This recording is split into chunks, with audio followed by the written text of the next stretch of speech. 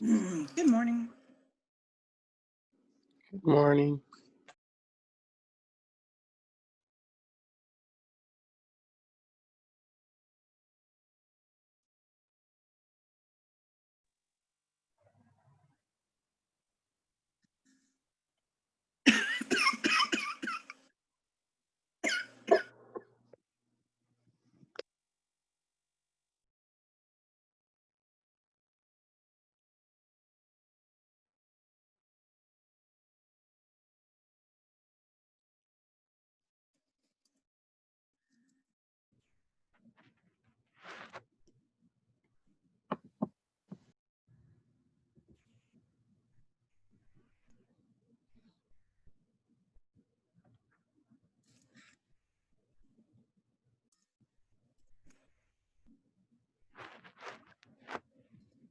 I have a question.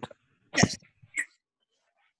So, with the Malcolm X thing, is there going to be questions that go with that, or is it just the reading you wanted us to read? There's a quiz that goes with it. Oh, I couldn't find the quiz. Is it? I'm not sure why it wasn't showing up. It should be showing up now. Check and see if it is. You may have to refresh your page. Go to quizzes. It should be showing up now. Is it in this class, the academic writing, or is it in the lab? It's in ENG111, this class. Oh, okay. Is it under quizzes? Yes. Okay, yeah, I see it now. Okay, good. Yeah, for some reason, I made it visible, but it had a start date, but there was no, I won't explain. It's just technical stuff. Too difficult to explain. Not too difficult, just too tedious. Yeah. So that's for the Malcolm X essay and quiz. When is that due?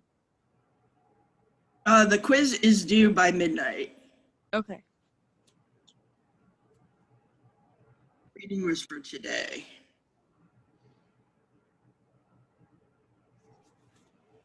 We may not get to it today.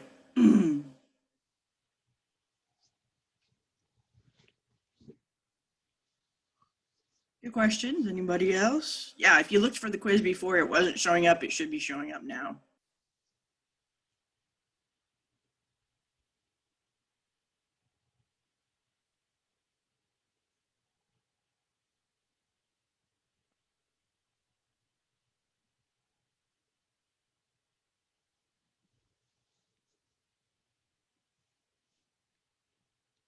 Okay, so last time we talked about the next paper. And some people had asked for some examples. So let me go over a few papers I've had in the past. So some people talk about music as therapy. So song lyrics basically as a way, as catharsis, you know, as a way of getting your emotions out. Some people talk about learning second languages. Some people talk about being in things like speech therapy and struggling with language. Some people talk about a book series that got them interested in reading as a child. It doesn't just have to be, I know I used the example a lot from your childhood. It doesn't just have to be, it can be something recent that you've learned or discovered about language or reading. Or like, how do you feel about reading for college? We talked about those techniques, right? Like annotating, summarizing. What else? What are the other techniques to get more out of your reading?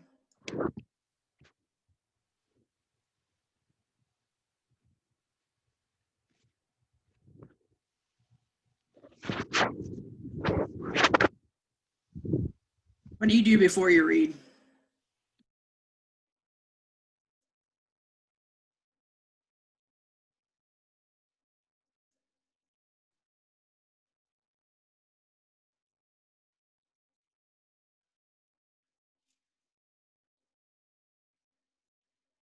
I like to get all the information I can, like, so I know what I'm reading. Exactly. So you do a little pre-reading. You look at who's this author, what's the publication, what's the tone of what they're writing. Is it serious? Is it humorous? Is it persuasive? Is it informative, entertainment? You know, you get a little bit so you have a context. Like we talked about context for telling stories, right?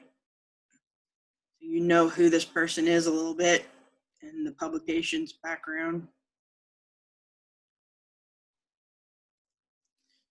And rereading, especially when it's difficult or the concepts, right? Go over it or read it once as a skeptic and once accepting everything. Kind of get two different lenses that you look at the writing through. And then what's the one that's just for this class?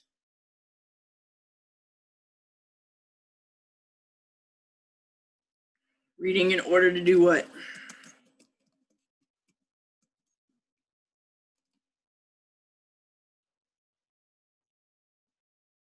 This is a writing class.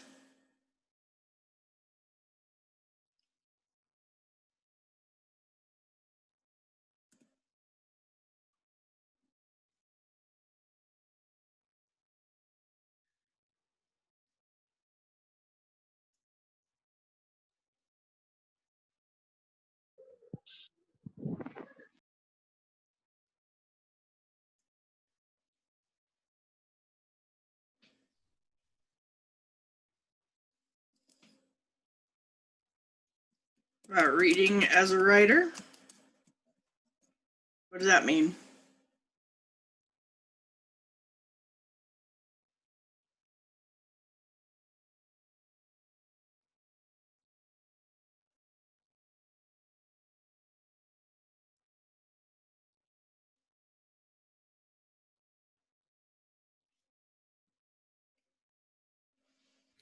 It's like the perspective of like the the writer in a way. Yeah, you as a writer are looking to steal good techniques. You're not going to steal language. We're not talking about plagiarism here. But good ideas for parallelism, for introductions, for conclusions, for structure, whatever you like about the way they wrote, steal it and possibly use it for your future writing. That technique, anyway.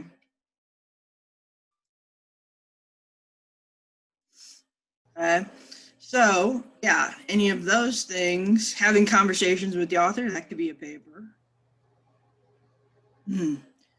So, are you guys getting the idea of some possibilities for things to write about?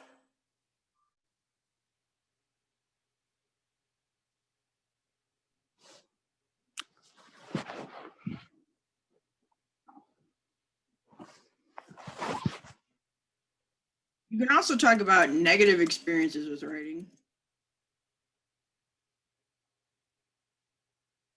or reading.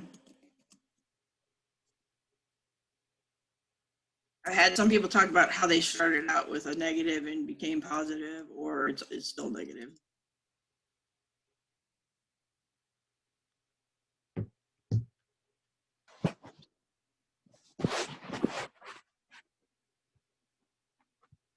When's the first draft due?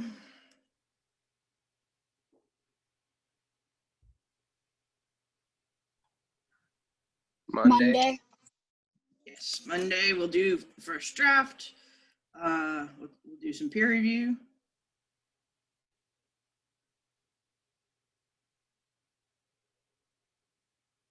And let's start talking about formatting. Some of you have already asked about it. I said we'll talk more about it today.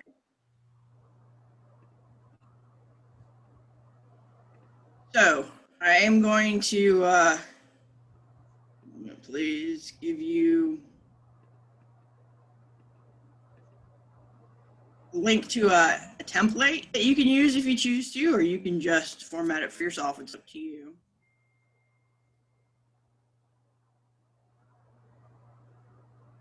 This is a template for an MLA document. This class uses Modern Language Association format. Okay. And so what this is you would save this as a template, and then each time you open a paper, you would rename it as whatever name you want for the paper, whether it's a draft or what have you. And then you just format it, or you save it with your own formatting. So let me show you an example. That's the link if you want to download it. I also have a copy of it under content on Brightspace. So this is the document. Hold on a second, let me share my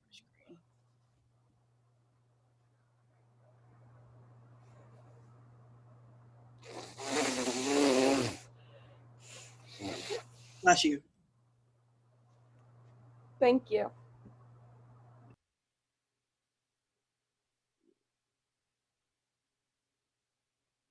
This is what it would look like when you download it. Okay. For MLA, on every single page, including the first page, you have your last name and the page number. And in order to edit it, you're just going to double click on it. So I want to save this for myself. I'm going to add my last name here. Okay. And double click to get out of it. And then I'm going to go ahead and personalize it. My name, the instructor's name, go with my instructor from college, Dr. Hogan. Course number, we're 06. It's on the Brightspace name for the class. And the date for MLA is written like this. So it would be 16 September. So the day is first, and the month, and the year. I might save it like this.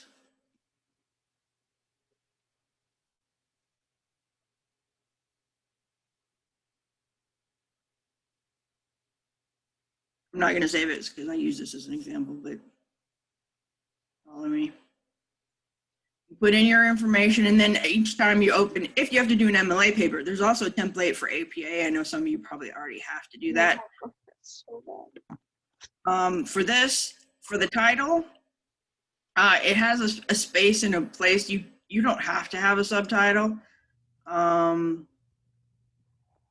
say I was doing this paper. I might have music as therapy, soundtrack for my emotions or something. I would probably fix that. I'm shitty first drafting. Okay. And then it's got the format. Generally, you're going to take out the brackets and just write prose as normal. And then in here, it's got basically the notes on different formatting. Now for this paper, you're writing it from your personal experience, so you don't have to have any research. This also has basically, if you want to put in things like charts or tables, how to do that and how to cite them. It also has the works cited. And then up here at the top, there's a references button. So you can go up here and choose, get out of the way. R is annoying. References button lets you choose right here where you cannot see the style that your paper is going to be, whether it's APA or MLA, and it can help you do your works cited at the end for MLA or your references list for APA.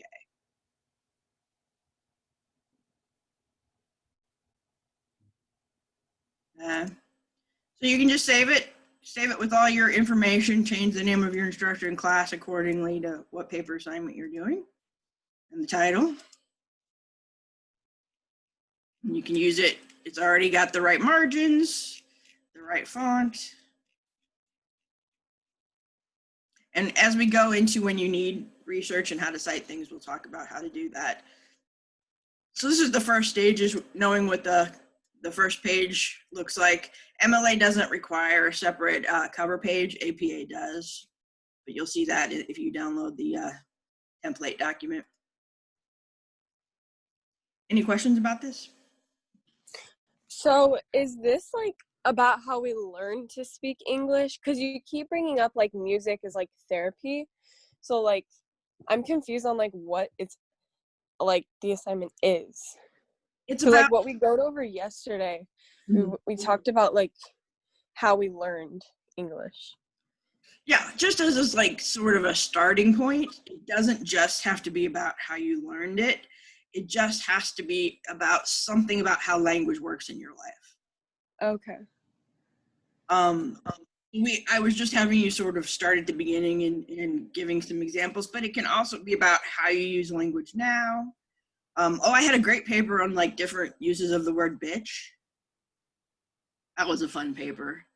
You know, how you call your friend bitch and it's not quite the same as calling, someone else bitch. Just sort of thoughts about language and how we use it and how, something that you want to say about how language or reading works in your life, reading, writing. That story sounds interesting. Yeah, it was great. I mean, it makes sense. Like we use certain vocabulary, like even if like there's two kinds of language we use. If you've looked at the discussion question, I've used the example of people perceive me as an English teacher. That's my single story, right? And so they're afraid to talk in front of me and make grammatical mistakes. But I really don't police people for grammar outside of, my educational duties. So I get that some English teachers do, right? But then I could talk about how that affects, but we talk one way sometimes with friends, family, right? And then we speak in another way in business settings or educational settings. You could do a whole comparison contrast of that. So it doesn't have to just be about how you learn language. It just has to say something about how language works in your life. Something you've observed about how you use it, or how, it can be used, or how it causes different perceptions. The same way Adichie learned from reading and growing up that there's a danger in a single story, right? All right, let's go back. So that was the last thing we saw was the TED Talk. I want to discuss some of the things that she was talking about how language affected her. So one thing you should know is there's always a transcript.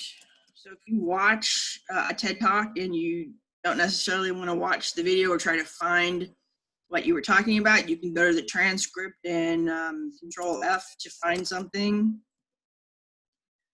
So her transcript, actually.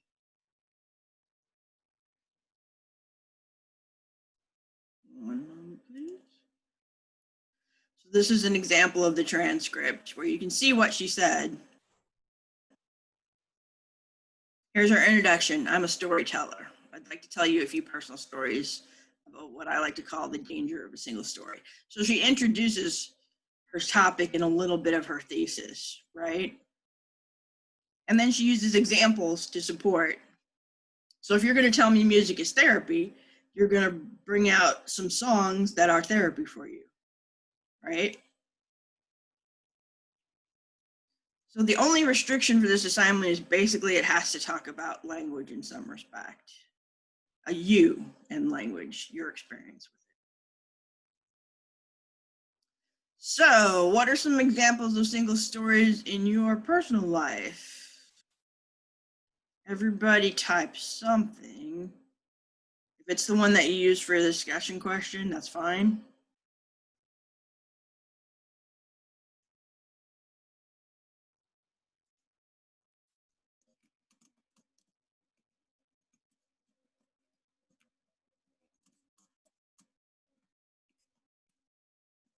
Do you have a story about how someone's only perceived you as one thing, one way?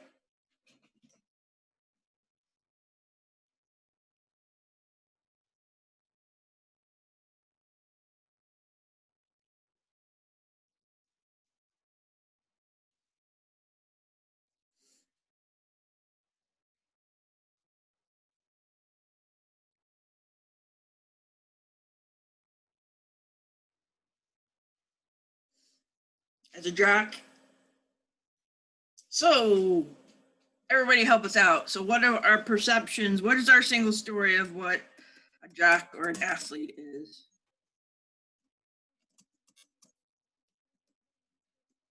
What are the stories we've been told about athletes? They're dumb. Dumb jock, right? What else?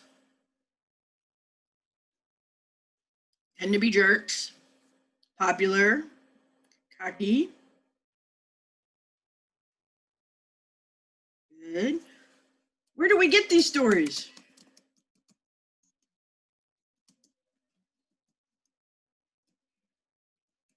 Where do we get it? From people who despise jocks. People who are prejudiced against. Where do they get it? I mean, just their experiences, or you TV guys. shows. TV shows, right? Television tends to be kind of one-dimensional about people. Yeah, sometimes they don't go for complexity in someone's character, right? And they tend to perpetuate the same story over and over again, right? So you see a lot of movies where jocks are being jerks or being not that smart, or or popular big man on campus. Now, as she says in the talk, is all of that untrue? Well, no. I mean, I'm sure they are popular athletes, we know, right? Some are very confident, okay? But that's not necessarily all they are, right? And you can't say that the entire group is that way, But if we get told that story over and over again, yeah, it's pretty hard. And it's not necessarily, I mean, it makes sense that we're trying to make sense of the world by categorizing things. That's just something that our brain does, to understand the world better. So we can go, okay, I know what this is, and I know how to deal with it. But what's the danger in that?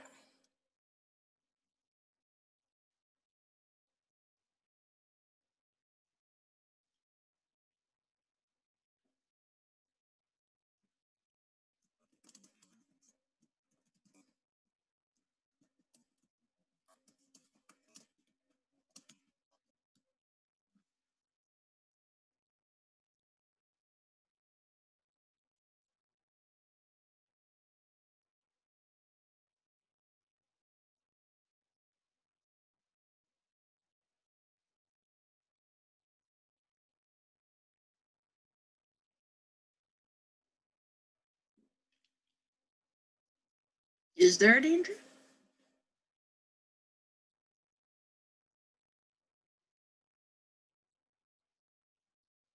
Reagan, Wait, question? should we go beyond the single story a person has?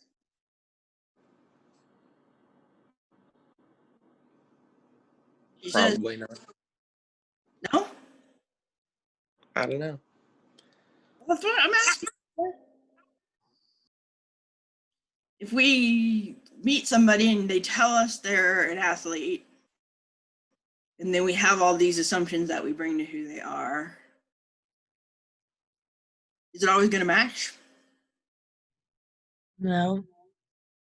Therefore, we are operating under a basic misperception of reality and might not know how to deal with those people, right?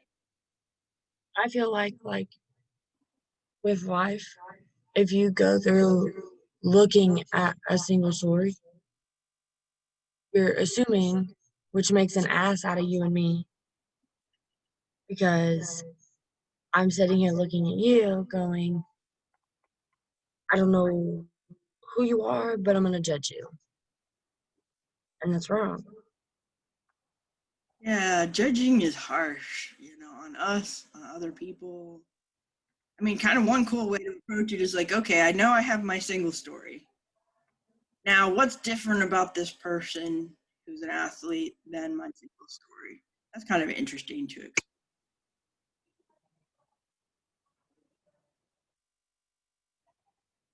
So, I mean, I think it makes sense to try to categorize things, but it doesn't make sense to like trap people in those categories. Exactly. Yeah.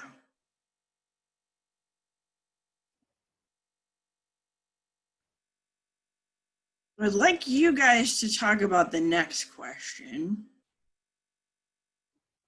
in some groups. So what are examples of single stories in the news?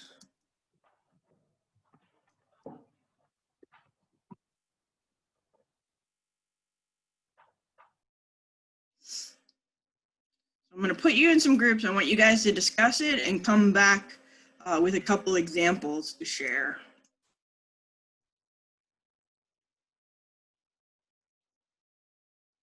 One second.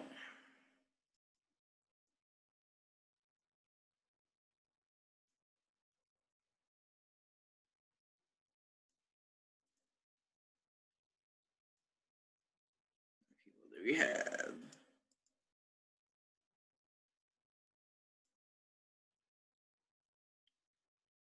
Okay, so discuss, and I'll broadcast to this room. What examples of single stories in the news? You're going to bring back at least 2 examples. Any questions?